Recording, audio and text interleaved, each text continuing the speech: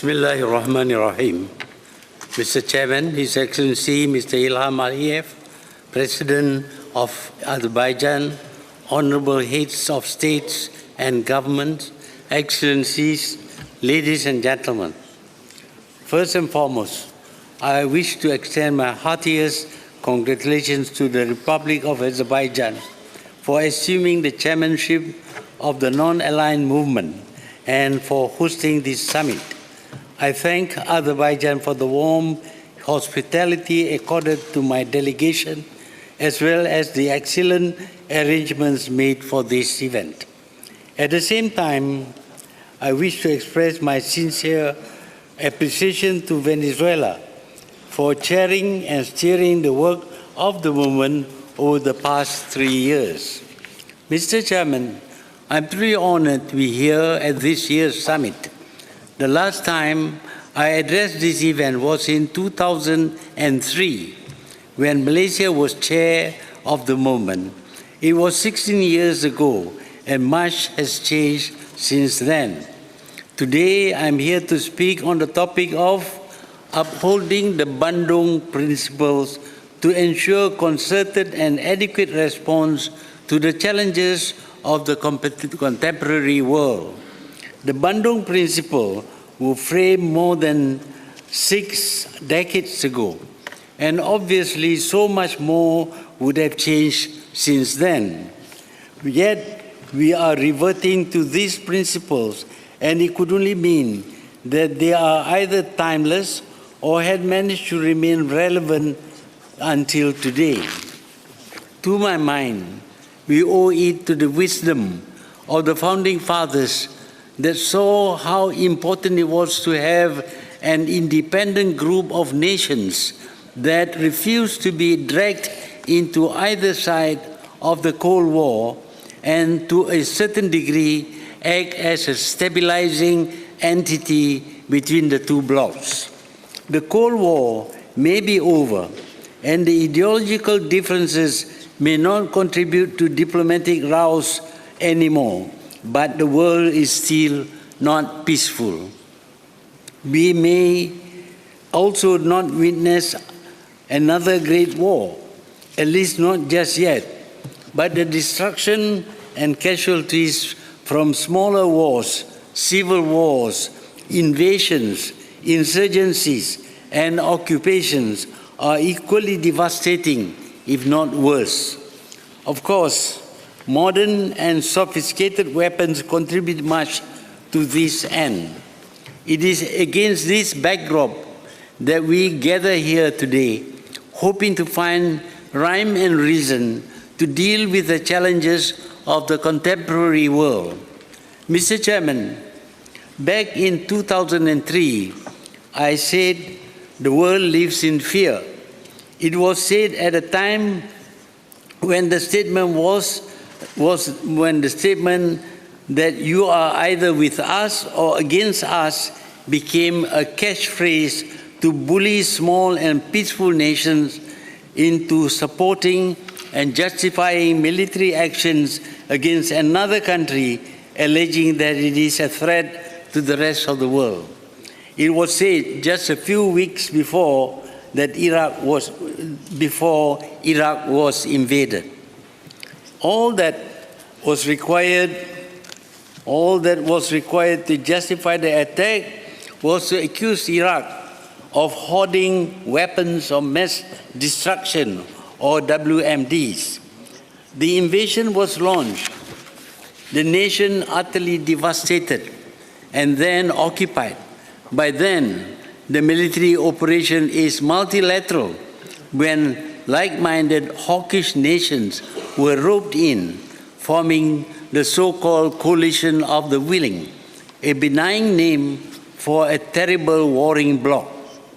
Post-invasion, no WMDs were discovered, and that was it. The nation was utterly destroyed, and instead of remorse and putting in efforts to remedy the destruction, the nation's wealth was instead plundered and shared among those involved as spoils of war. That was the reason why I said that the world lives in fear. Any nation which decides to oppose the belligerent and bullying ways of the powerful nations risks being invaded and pummeled to a pulp. And these military operations will proceed even without UN sanction. That was 16 years ago. Do we still live in such fear? Judging by what had happened, especially in the Middle East post the Iraqi invasion, I have no doubt that the unilateral and bloc belligerents are still very prevalent, and the approach has become more complex. We have witnessed now how regime change and exporting democracy had caused nations and modern-day civilizations wasted and crumbled. Some of our members have gone through this, and others among us may suffer similar fate in the future, God forbid. On terrorism, we are now plagued with terrorism. It is not decreasing, it is mounting, and now the whole world is exposed to terror attacks. We call it terrorism if they are done by unorganized entities. But states also are liable for increasing terrorism in many countries, many places. Terrorism cannot be fought militarily or in other ways. Terrorism must be fought through reason. There must be a reason for people who are willing to tie bombs to their body and blow themselves up. No sane people would do that, unless, of course, they are very angry and very frustrated. They do so because other means are not open to them to solve the problems that they face. Their countries have been occupied and they have no other means of getting back their country because they are not countries with armed forces of the kind that they have to fight against.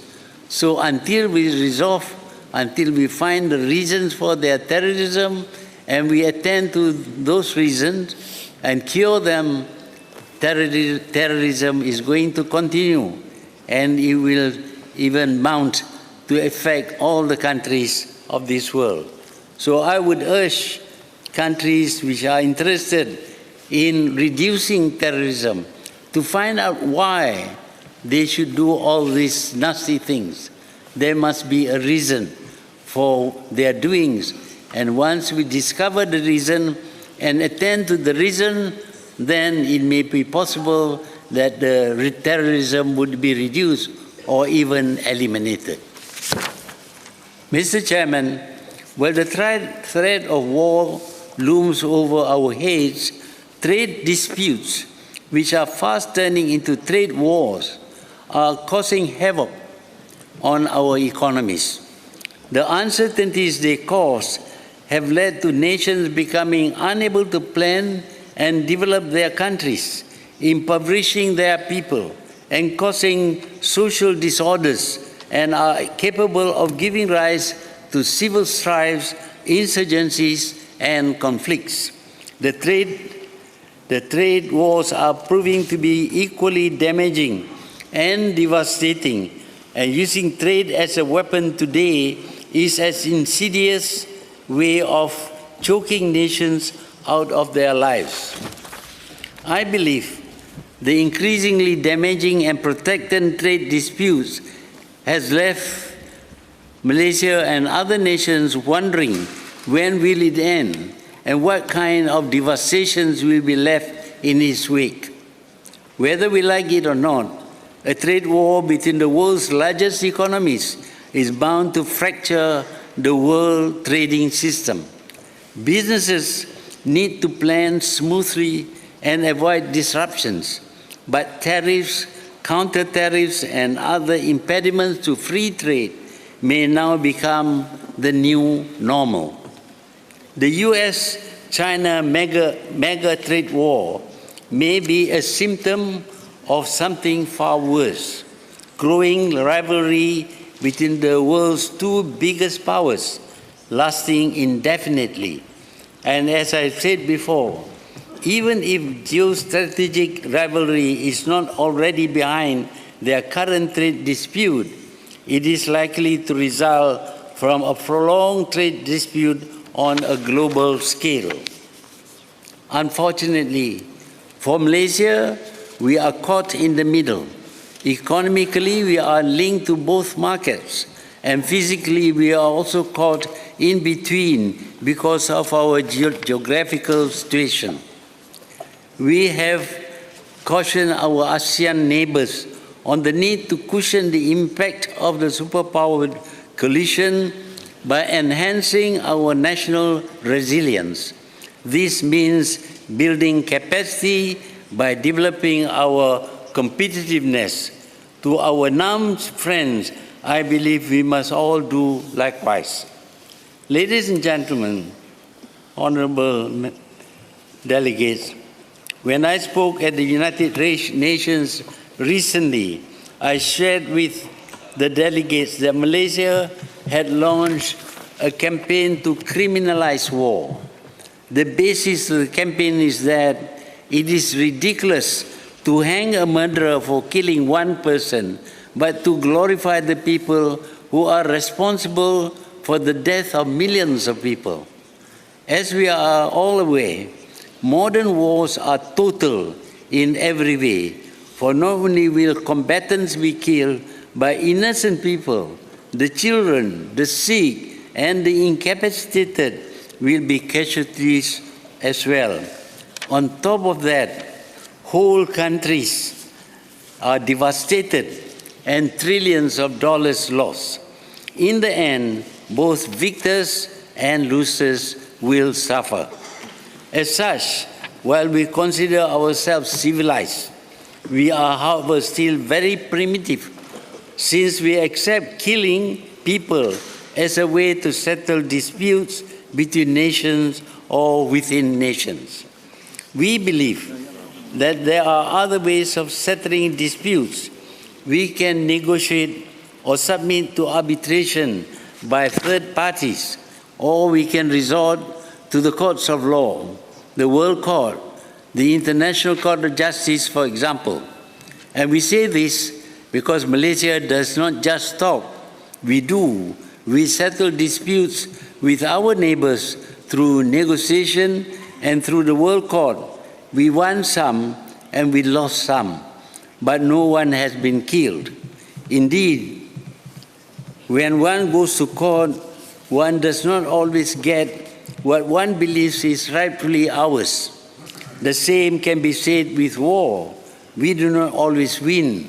In a contest between two parties, one must lose if the other is to win.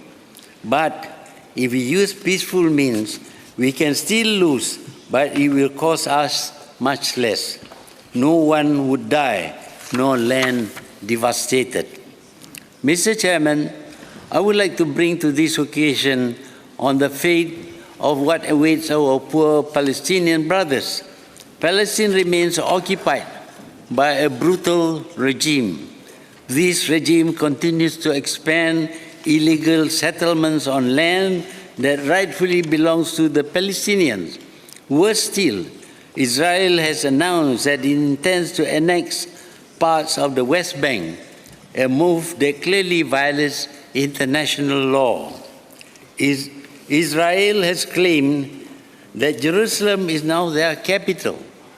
Many Western countries are supporting this move by relocating or vowing to relocate their embassies there. Malaysia does not agree with this. We urge NAM member countries that have relocated to Jerusalem or are planning to do so to reconsider their decision. On our part, Malaysia will open an embassy accredited to Palestine. We know that Israel will not allow Malaysia to open an embassy in the occupied territory. As such, we will open the embassy in Jordan. This would allow us to extend aid to the Palestinians more easily. But Israel will find a way to ensure no aid reaches Palestine.